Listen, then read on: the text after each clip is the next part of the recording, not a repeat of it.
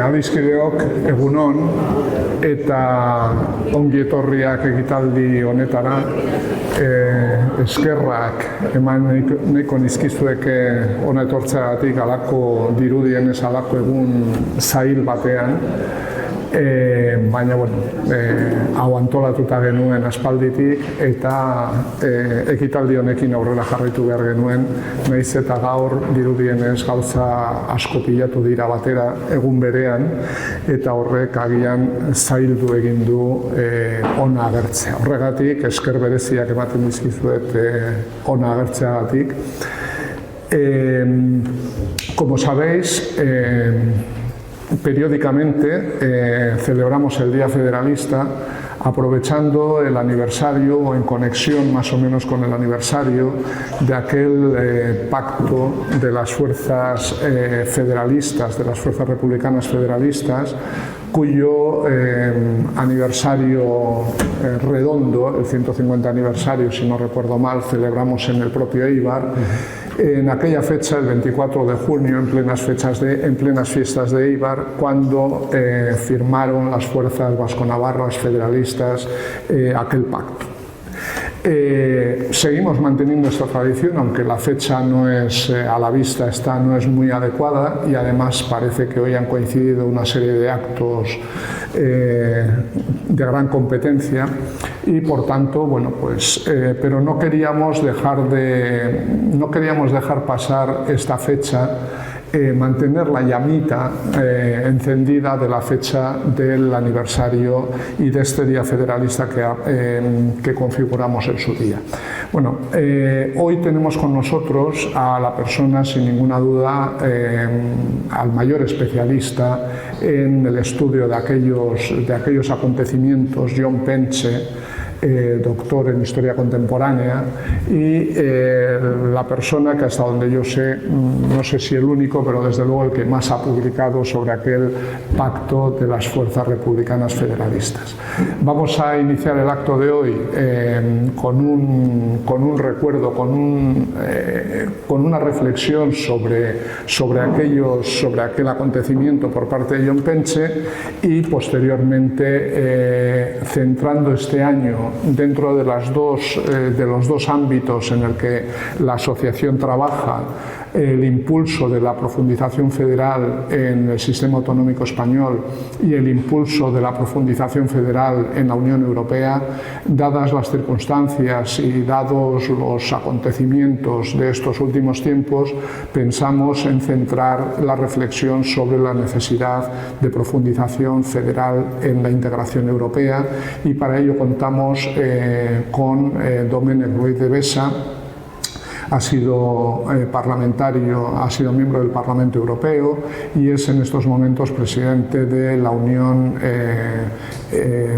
de UF Europa, de la Unión de Europeístas Federalistas de Europa. Por tanto, esa segunda parte la dirigirán Luis Mipariza y Ángel Landavaso en un diálogo con Domènec y sin más voy a darle la palabra a Jon Pentxe. Muchas gracias por haber aceptado participar en nuestro acto conmemorativo y pues tuya es la palabra. Muchas gracias, Alberto, muchas gracias. Un placer conocerte, que te había seguido y no nos conocíamos en persona. Muchas gracias a Luis por la invitación y a todos ustedes, pues gracias por la invitación a Federalistas, que siempre han dado con ganas de venir. Siempre estoy con Antonio Rivera hablando, no sé qué, pero uno que tiene familia, aquí los pequeños, pues a veces es complicado venir a tantos actos. Voy a hacer una breve reflexión, como bien decía Alberto, en torno al Pacto Federal de Eibar, pero cuando el otro día me decía Luis que haz una pequeña introducción, he querido ir un poco más allá. He querido fijarme en algunos hitos y personas del federalismo vasco, por lo menos hasta la transición. No quedarnos solo en 1869 como fecha grande de celebración, pero sí he encontrado algunos personajes y algunas fechas y algunos documentos concretos en los que se puede recorrer un poco la historia del federalismo vasco. a grosso modo, no detalladamente, pero sí de forma rápida. Decía Alberto, bueno, el 23 de junio de 1869, efectivamente, lo consideramos como el manifiesto fundacional del federalismo vasco, y allí se reunieron los republicanos federales de las 4 provincias vasco-navarras para firmar aquel pacto federal de Éibar, al hilo de otros pactos que se estaban firmando en aquel momento en España. El pacto de Tortosa, que había sido un poco antes entre las provincias de la antigua corona de Aragón. A él le siguieron el pacto de Éibar, el pacto de Córdoba entre las provincias andaluzas, Extremadura y Murcia, el pacto de Valladolid entre las provincias castellanas, el pacto de La Coruña entre Galicia y Asturias. En aquella reunión de Éibar pues estaba gente que, bueno, que nos puede sonar. Por ejemplo, estaba Cosme Echevarrieta, que tiene calle en Bilbao, o estaba Ricardo de Becerro de Bengoa. El Parlamento Vasco hoy en día se sitúa en la calle Ricardo de Becerro de Bengoa, porque hay gente que no, bueno, pues ¿quién es este señor? ¿No? Y bueno, pues tiene la calle al lado del Parlamento Vasco para que vean.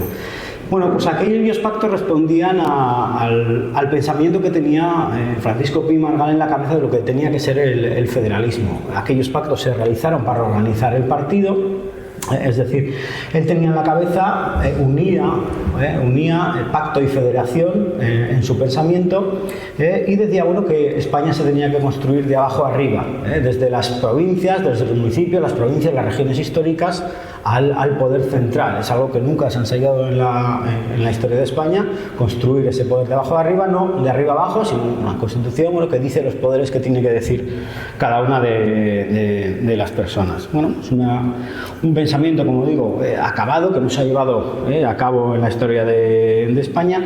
Y es cierto que la Constitución de 1873, y no me atrevo a decir muchas cosas porque está aquí Alberto al lado, como catedrático de Derecho Constitucional, aquella Constitución de 1873 no recogió explícitamente el pensamiento de Pi Margall. Se recoge una Constitución efectivamente federal, pero no se recoge ese espíritu pactista.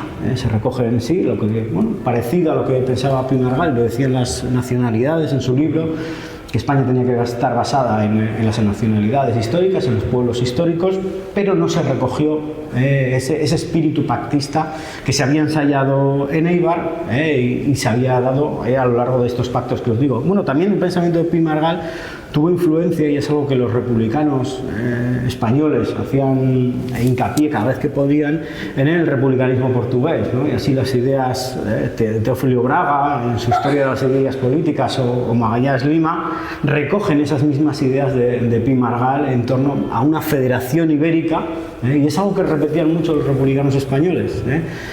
Bueno, primero hacer un país, España, unirlo a través del modo federal, luego hacer una federación ibérica para luego caminar a una hipotética federación europea. Ese pensamiento que estuvo flotando allí hasta que realmente se pudo hacer a través del pacto de Roma. Más allá, como os decía, de la fecha del 23 de junio de 1869, os decía, hay algunas otras fechas importantes para el federalismo vasco. Recogemos, Unai Belaustegui y yo, en un artículo, el mitin de Alsasua del 27 de septiembre de 1896, cuando esos republicanos vasco-navarros de nuevo se reúnen y empiezan también a exaltar las ideas de la autonomía municipal, provincial, regional, como primer paso a otras federaciones mayores. Aquella reunión precisamente la presidió uno de los asistentes al Pacto Federal de Éibar, el guipuzcoano Justo María Zabala, ya un hombre mayor entonces, pero que servía como bandera de enganche para la reunión de Alsasua, haciendo un cierto hilo de continuidad con lo que había pasado en Éibar.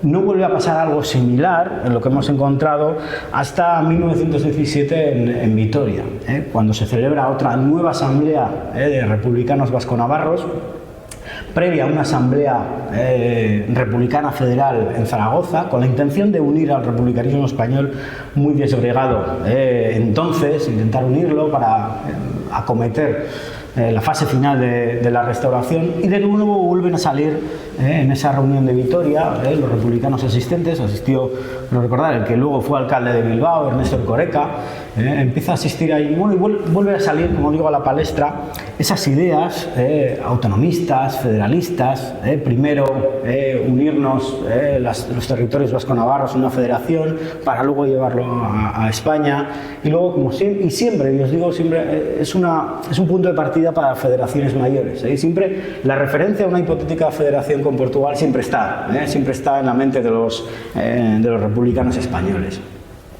Otro hito que he encontrado, que me gustaría compartir con vosotros, es ya en la Segunda República. Y aquí me gustaría exaltar a un personaje que no ha pasado mucho a la historia, que es bastante desconocido, como es Ramón Madariaga. Ramón Madariaga Azcuenaga.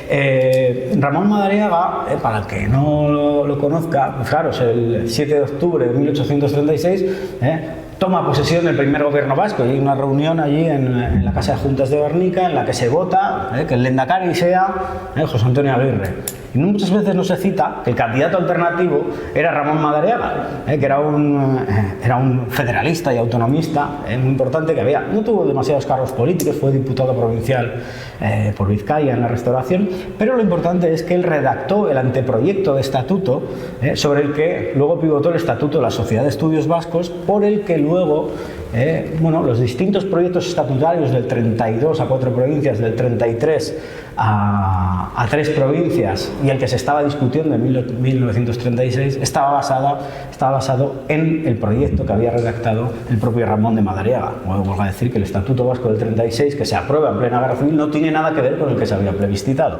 Pero, como decíamos, Ramón Madariaga establece en ese anteproyecto de estatuto, sobre el que luego se va a basar el proyecto de estatuto de la Sociedad de Estudios Vascos, propone una doble federación.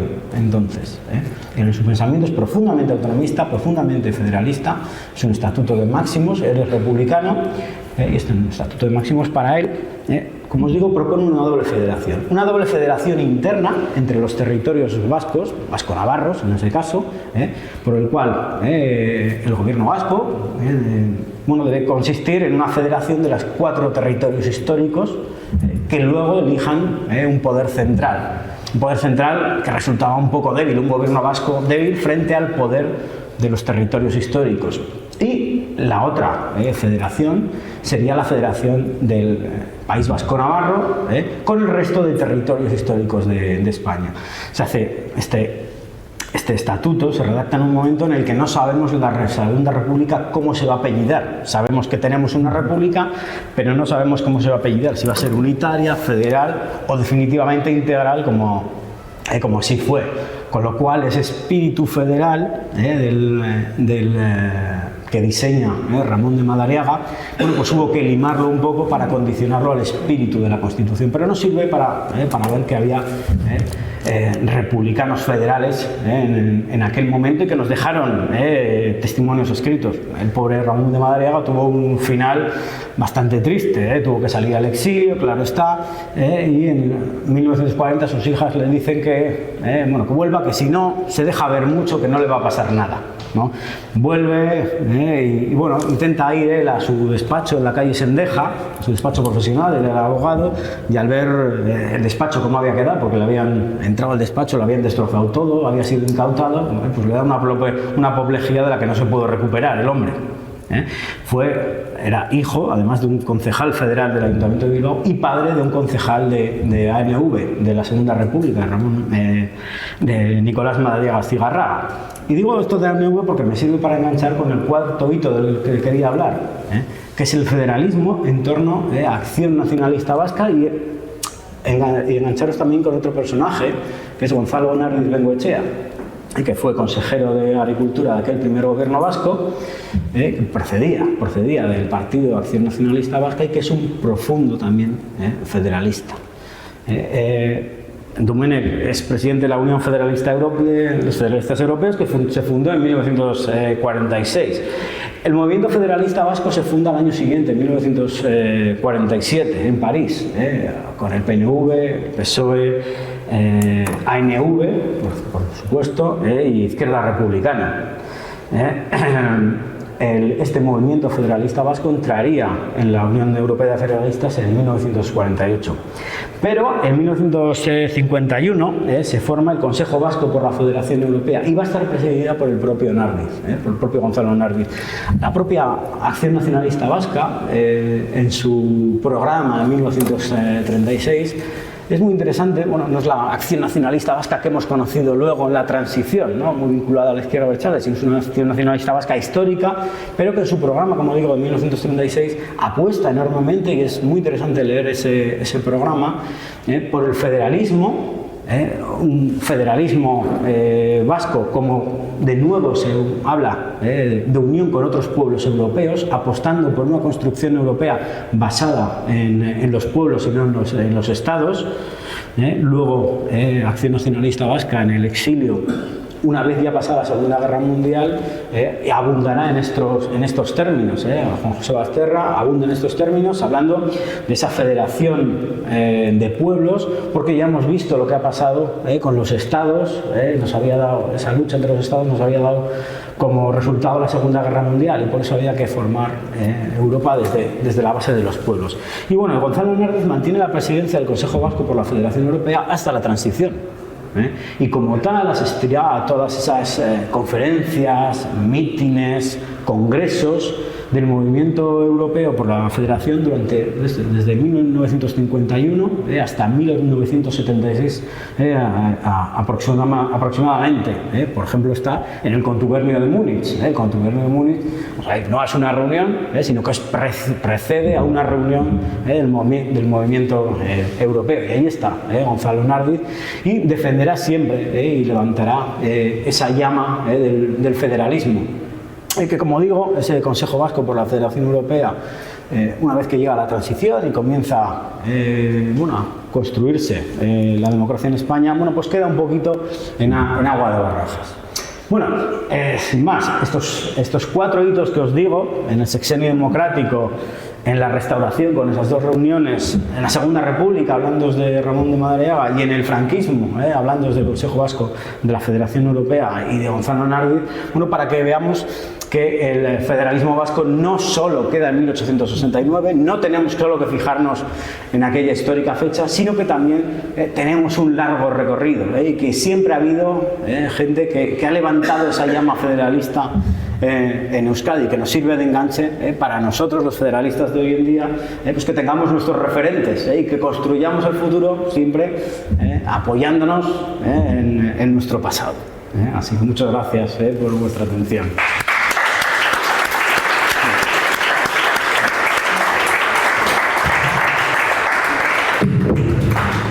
John, muchas gracias. La verdad es que nos has dicho cosas que al menos yo no conocía, muchas de ellas, y yo creo que nos has aportado más del capital que nosotros teníamos, del capital histórico que teníamos. Nos has aportado cosas importantes, y bueno, yo conocía lo que fue ANV en la República, pero esta continuidad de Gonzalo Nardiz, eso lo desconocía. Y el programa de ANV has dicho del 36. Sí, tienen un primer programa fundacional en el año 30. En el año 30 se vuelve a juntar el PNV con Comunión Nacionalista Vasca, los comunionistas con la otra rama del PNV, y ahí es cuando sale en el día de San Andrés, creo que es, 30 de noviembre de 1930, aparece ANV. Tiene un primer programa fundacional, pero el gran programa lo elaboran en el 36, y apuestan por un socialismo no marxista, pero en este campo concretamente, pues sí, su horizonte es la independencia, pero un horizonte muy lejano para ellos, ¿no? La inmediata estación para ellos es la autonomía y una hipotética federación, y como siempre partiendo de lo local para uniones mayores. Y como os digo, luego durante el franquismo, en el periódico Tierra Vasca, que se edita en Buenos Aires, abundan en estos argumentos, tanto Nardiz como Juan José Basterra, creo que es el otro dirigente, que siguen abundando en las teorías del federalismo. Y también me ha resultado novedoso, no conocía que Ramón de Madariaga redacta el borrador sobre el que luego se basa el proyecto de la Sociedad de Estudios Vascos, que es la base bueno, como has dicho tú, luego cambia radicalmente en el momento de urgencia en octubre del 36, la aprobación del Estatuto del 36, que es un estatuto de circunstancias que no tiene nada que ver con el estatuto plebiscitado en el 32, pero desconocía que Ramón de Madariaga había sido el... No, muchas gracias. Yo creo que disponemos todavía de un poquito. Si alguien quiere aprovechar la presencia de Jon y hacerle alguna pregunta, pero bueno, yo te quiero agradecer muy sinceramente que bueno, nos has aportado más capital histórico, y si el artículo al que te has referido lo habéis publicado, sí. esta trayectoria posterior del federalismo la tenéis publicada. Tenemos publicado, Unai Belausto y yo, Unai Belausto, mi compañero, acaba de publicar su tesis en castellano sobre el republicanismo guipuzcoano. La había publicado en euskera en su momento, y ahora acaba de salir ahora su tesis sobre el republicanismo guipuzcoano entre el sexenio y 1923. Nos falta alguien que haga el republicanismo a la vez. En su momento es una tesis que no se ha publicado, igual Antonio. Sí, pero por ejemplo Becerro de Bengoa, que has mencionado, etcétera, es decir, que hubo más personajes de los que se reconocen. Eso es. Y en la propia página de Federalistas está ese artículo que publicamos Unai y yo hasta 1900. Nos queda ese reto de analizar ese republicanismo, el federalismo en la segunda parte de la Restauración y la Segunda República. Muchas gracias, Jon. ¿Alguien quiere hacerle alguna pregunta a Jon o alguna reflexión sobre lo que ha comentado? Sí. Miquel. Sí. Yo te quería hacer una pregunta, me ha parecido muy interesante, porque yo también desconocía gran parte de lo que has comentado. Y te quería preguntar sobre qué tipo de personas eran las que se reunieron en Eibar. Aquí conocemos quién fue Cosme Etxebarrieta, ¿no? Claro. Ya lo sabemos, su hijo Horacio Etxebarrieta y tal, pero ¿qué tipo de personas eran sociológicamente, por decirlo de alguna forma? ¿Qué tipo de personas eran? Y luego, por otro lado, me ha parecido muy interesante la secuencia esta que has planteado, porque cuando nos constituimos como asociación, algunos días, un dirigente del PNV dijo que el federalismo no era cosa de vascos, que era de españoles, ¿no? Entonces, visto lo que acabas de decir, ya sabíamos que no era así, ¿no? Pero visto lo que acabas de decir, pues igual teníamos más razón, ¿no? Evidentemente. Pues tuvimos como federación y en seguir una cierta tradición que igual desconocíamos, en parte desconocíamos, pero bueno, pues refuta un poco lo que... Hombre, evidentemente, empezando por esto último. Si te ha dicho eso un dirigente del PNV, es que desconoce su historia. Sí. Porque el Consejo Vasco de la Federación Europea tiene mucha presencia, el PNV. Igual le interesaba decir eso. Igual le interesaba políticamente, pero es desconocer su propia historia. Hay literatura, bueno, historiografía al respecto. Leire Arrieta, que es el propio entorno del PNV, tiene una tesis doctoral, un libro que se llama Estación Europa, sobre el federalismo, la apuesta federalista del propio Aguirre y de Landaburu sobre el federalismo europeo. Luego Alexander Zubiri, creo que es. Alexander Ugalde Zubiri también tiene. Alexander Ugalde también tiene. Creía que estabas hablando de alguna persona histórica. No, Alexander Ugalde tiene también abundante historiografía en torno a la presencia del PNV cuando estudia el Consejo Vasco por la Federación Europea en ese momento. Yéndonos a la primera pregunta, ¿quiénes aparecen allí? Bueno, son sobre todo clases medias. Clases medias, el propio Cosme Etxebarrieta era un comerciante, por Vizcaya van Cosme Etxebarrieta, Horacio Oleaga, que vivía aquí en la calle Rivera, son comerciantes, gente de clase media, protorrepublicanos, bueno, ya son republicanos en el sexenio, pero unos años antes, en 1865-66, ya están hablando de federalismo. Se publica en Bilbao un diario, el Eco Bilbaíno, en el que ya se está hablando de república, se está hablando de federación y ya se están fundando los primeros comités demócratas Digo demócratas porque no se podían llamar republicanos en aquel momento, el reinado de Isabel II. Y están fundando, en 1865 se funda el Comité Demócrata de Bilbao, al hilo de un viaje de propaganda de Emilio Castelar, y se fundan también los comités demócratas en Guipúzcoa, Álava y Pamplona, creo recordar.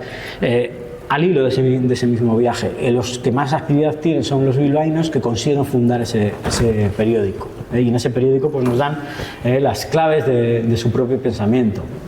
República, fueros, federalismo, son los temas de los que nos están hablando ya 4 años antes del Pacto Federal de Eibar.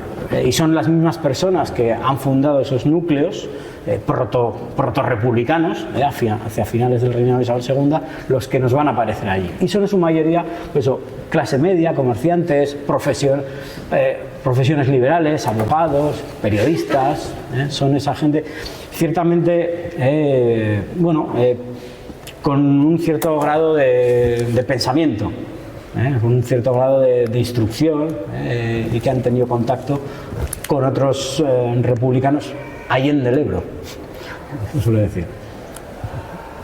¿Alguien más quiere...? Alberto, no, bueno, es solo un chascarrillo.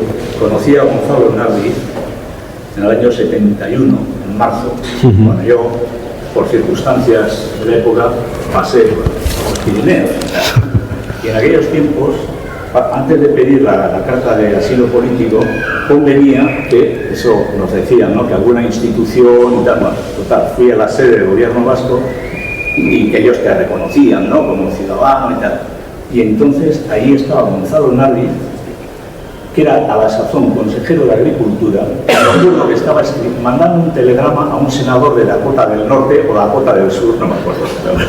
En fin, pero me llamó la atención porque él efectivamente me dijo, sí, Acción Nacionalista, y me dijo, Manu, nacionalista, pero de la autonomía, Eso yo me quedé sorprendido, bueno, sin más, Sí. Pero vamos, que era Gonzalo Nardi. No, y evidentemente, además, Gonzalo Nardi, la de ANV, pero con la separación y la transición entre la ANV histórica y la nueva ANV que se vinculó a la izquierda abertzale, Gonzalo Nardi acabó los mítines de Euskadi Ezkerra.